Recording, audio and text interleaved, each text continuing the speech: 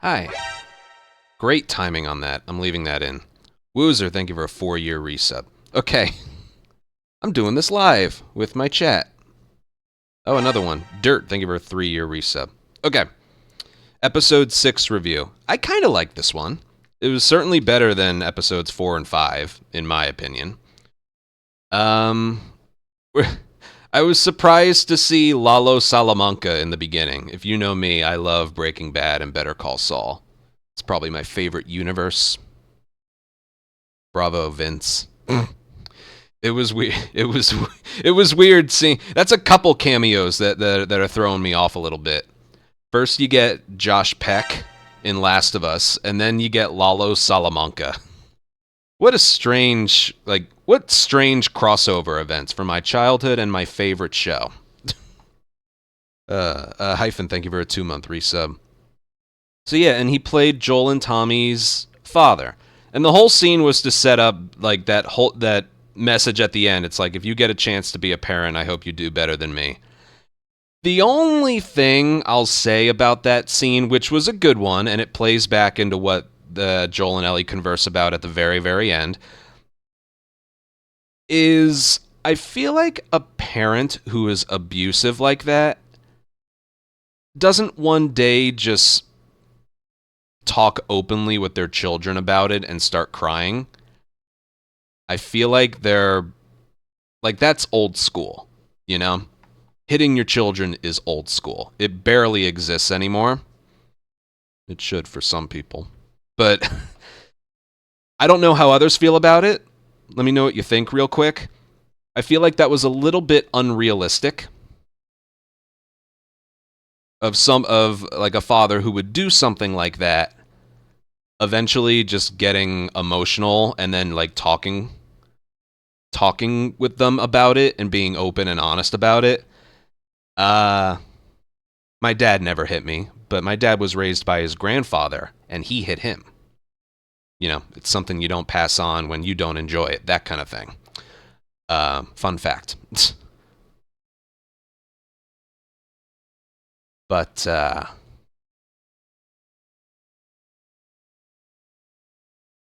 yeah, like I said, that whole thing plays, again, it's like,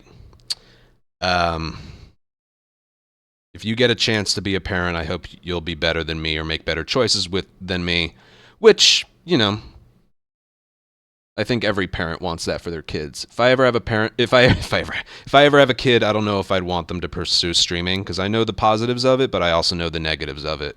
I think I would want a little more from them than that. But yeah, it was not bashing the scene at all. I just think I wasn't totally buying the like regret. I'm gonna call him Lalo, by the way. I know his name was Javier, but I'm gonna call him Lalo because I just have to. Wasn't buying like him breaking down and getting emotional over it, because I don't think that's super realistic for people like that who do that sort of thing. But that's it. Other than that, it was a really nice way to open the episode. What happens after that? And then we're just flooded with all of the flashback scenes at once. Again, I've only seen it once, and the reason this review is coming out so late is I'm a little bit Last of Us did out at the moment. I'm a little burned out. I haven't streamed in like 3 or 4 days. The last day of attempts I did was horrible, like they have been. So I took some time off, and this is my first stream back in like 4 days. So it has been like 5 days, I think, since today's Friday. Yeah, it's been 5 days since I watched the episode. Like I said, this entire episode is basically just every single one of the Ellie flashback sequences all at once. And to that point, I don't really know what to mention about them. Every flashback was Ellie's next birthday as she gets another year older, and of course, as you reach those ages, you start developing a rift between, your parents. Like, oh my God, Mom, you don't know my life, okay? God, get out of my life, God. We've all done that. We've all been there. Then you're out of college and you come rushing right back to them. We've all done that. It's like the high school phase. So the first one they were close. Joel's, doing a lot of stuff, or really just trying to, well, just being a good dad, basically. Getting stuff from. I didn't expect to see so much Seth in this show. they really like Seth. They show him a lot, but yeah, getting stuff from him. Joel's making a lot of stuff, really, like a cake and a guitar and all that stuff. That random girl. Well, that wasn't a random girl. Wasn't that Kat? When we play part 2, you all know how much I love that conversation. You never really told me about Kat. Yeah, there's not much to talk about. And I play an ad break when I do runs during that section, and I'm jealous of the people who get the ad breaks. Oh, God.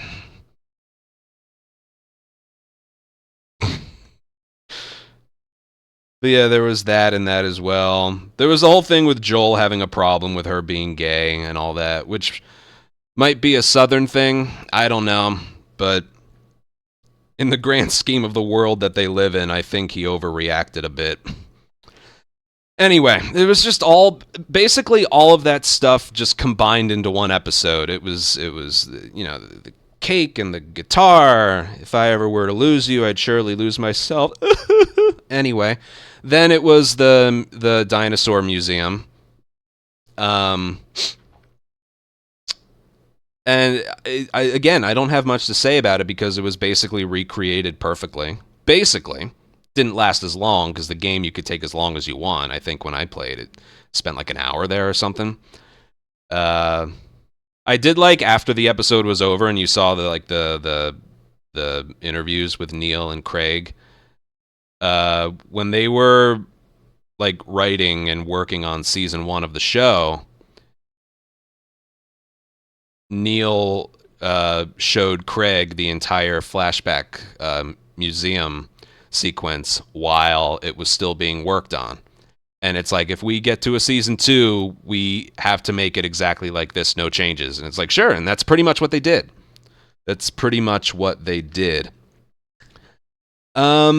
Question. At the very end of that sequence, they're walking through the woods. They're done with the whole museum thing. They're walking through the woods. Ellie stops to look at something. And Joel's just like, everything all right? He's like, yeah, all right, come on, let's go. And then the camera pans back, and I couldn't make out what the camera was panning to. Anyone else? Like, I know it was a tree. Yeah, I know in the game that's like, it was like a Firefly logo with liars underneath it. I couldn't make out what they were pointing to. Firefly. Oh, see, I missed that. I missed it. I couldn't see it. It should have been shown better. I was like, a tree? Was there graffiti on the tree? I couldn't tell. I could have rewinded it and saw, but I missed it. Okay, it was actual fireflies. Okay. Then yeah, that kind of works. All right, then what else? Then they're starting to develop a rift. She doesn't want to live with them anymore. She goes to the garage, all that, the whole cat thing that I love so much. And then it got to the point that differed, the scenes that weren't in the game, the whole Eugene thing, because I mentioned like in episode 1, Eugene got like a real Hollywood actor to play him, so I knew he was going to be featured. Our theory was Joel found out that like former Firefly, that like he found out what they did in the hospital, and he could. No, none of that happened. It was just Eugene was. First of all, what was he doing on patrol? Did he have a buddy with him? I doubt he would go on patrol on his own. The horse that rode past, and there was the guy's leg caught, and it like runs past both of them. Was that just an infected, or was that his buddy? We couldn't tell. The guy that got dragged by the horse, that was his patrol buddy, right? Just his patrol buddy. Okay. Again, it's just like the Fireflies, or when they pay, I couldn't tell. I couldn't tell. Um, I'm gonna say that's Ellie's half version of Danny. uh, anyway, so Eugene gets bitten. He must have just got bitten because he wasn't showing any symptoms yet, except for when like these cordyceps make me cold or something like that.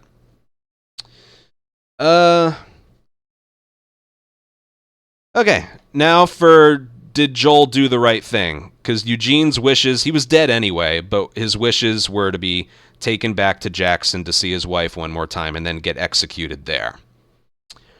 Did he make the right choice? I'm going to go with yes, because he had a loved one with him. If Joel was by himself, maybe he would have.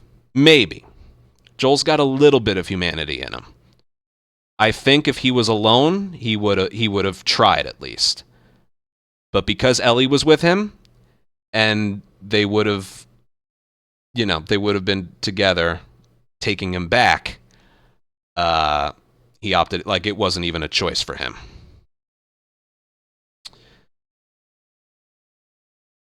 And he took him to a nice place, the nice view to see it done. But notice Joel didn't, when Joel promised Ellie that he wasn't going to kill him because Ellie was going to get the horses so they can get him back, Joel didn't say, I swear. He said, I promise. He said, I promise. That plays in later.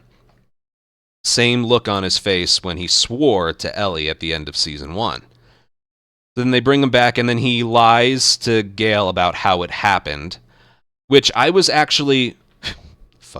I was actually okay with him not telling the truth because, I mean, that's a harsh thing to break, you know? That's a harsh thing to break to him. Am I wrong for thinking Ellie was kind of a dick there? Like, you can't undo what happened, so maybe it's better to...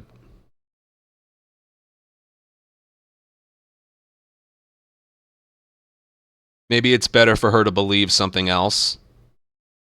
I feel like Ellie was kind of a dick there. Like, you could argue with Joel. I think, like, him killing him was the correct move because he wasn't just by himself. He had a loved one with him. I already mentioned that. But I don't think it was the worst thing in the world to, like, lie to Gale about what exactly happened, because what exactly happened isn't exactly a good thing to let a new widow know about. I kind of thought Ellie was a dick there. Joel was actually being... I think he was looking out for Gale's feelings in that part. You know, maybe she wanted to hear exactly what happened, maybe not. I don't know. That's kind of up for debate, but I think what Ellie did was kind of a dick move. But then she says, you swore. She's not referring to...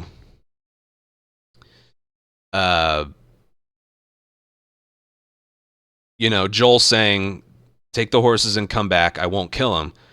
She's referring to Joel at the end of season 1, where she's like, swear to me everything you said about the Fireflies is true, and he's like, I swear. The wording was different. At the end of season 1, he says, I swear. When he's talking to Ellie, he says, I promise. So when Ellie gets all sad and then storms off, she says, you swore. So she was referring to the end of season 1, because he did the same thing. He did it twice, lying to protect someone. Yeah. So that was a nice little... I don't know. You know how much I've been bashing the show lately. I kind of like that. The whole Eugene sequence I thought was really good. Expands on Joel's character a little more. And, yeah, I kind of liked it. And then it shows the dance sequence from Joel's perspective, and then the talk. They have their chat, which was at the end of the game, in the game, and just at not randomly, but at the end of the episode here, even 5 days later, I don't know if that was the best move. I mean, with television, you don't know how long the show is going to go. Would it be an emotional gut punch if you find out they had this conversation like a lot later, like in the game? Probably. I'm not saying the scene was bad. It was good. It was fun. I'm talking about its placement.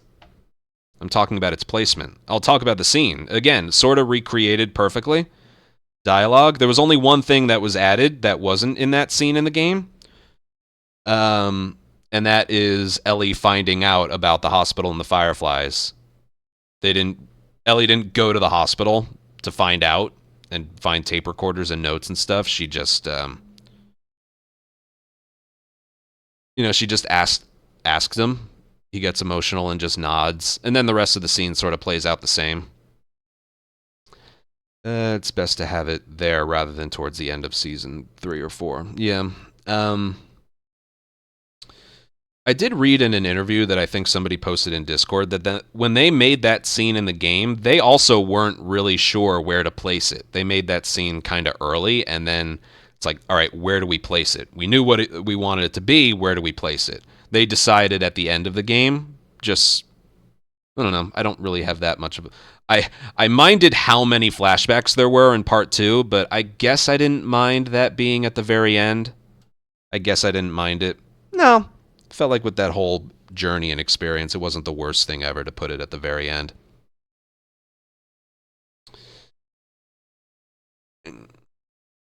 Yeah, exactly. But in the show, I'm trying to think, do I like it? Like, we still have another episode to go where it's going to be literally the rest of the sequence of events up until Abby gets to the theater. Was it wise to put it there? I'm also trying to think about it from the perspective of people who didn't know it was coming. I guess they just wanted to pack all the flashback scenes together. I guess that's just what they wanted to do. Part of me, like, honestly, isn't a huge fan that they did that. It's such an emotionally powerful scene that I think it would have worked better holding it off. But it also would have worked better if Ellie was just a little bit angry and sad in Seattle. You know? It's like, in the game, it's always like, oh, Ellie seems really upset about this, but they didn't seem to be on the best of terms, so I wonder why she's like this out of it. And by out of it, I mean murdering anything that has a pulse that gets in her way. So in the context of the game, it kind of made sense to hold it for later, and it was just a really nice scene to wrap the game up with. In the show, let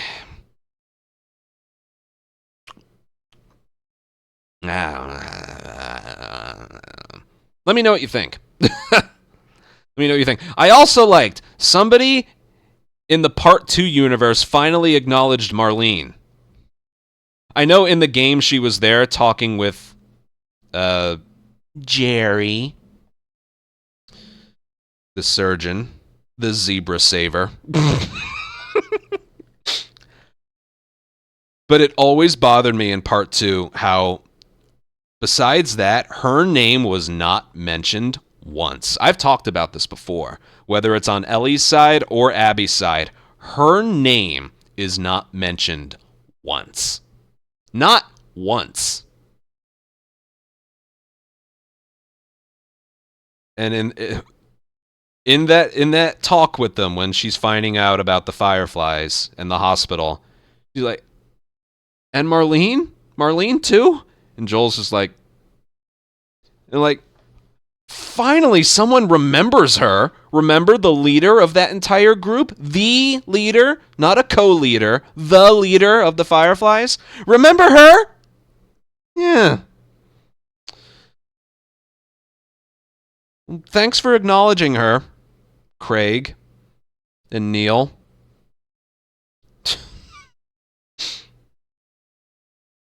Hmm. You know, is at the end of the hospital, she was there. Remember her? Yeah. Anyway, I liked that name drop in there. Yeah, remember her.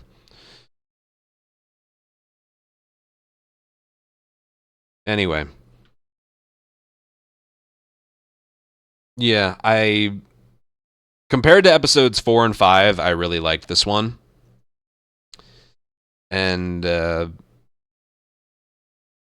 yeah, uh, I I think it's a little rushed as well, or they spent too much time in Jackson, which I don't think happened. I think this would have worked a lot better if it was an 8 or 9 episode. If it was a 9 episode season, that would have worked better, I think. What would they have done with an entire, I don't know, hour and 45 minutes of extra footage? I don't know. Just some more.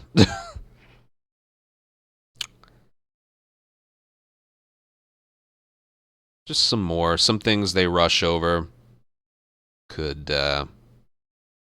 could be included.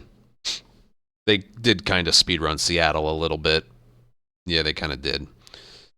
I, to be honest, I kind of like the fact we spent a little bit of extra time in Jackson. I do actually like that. So I think whatever. All right, that was this episode. We got one more. Yeah, should be a good one. But I'll see you then.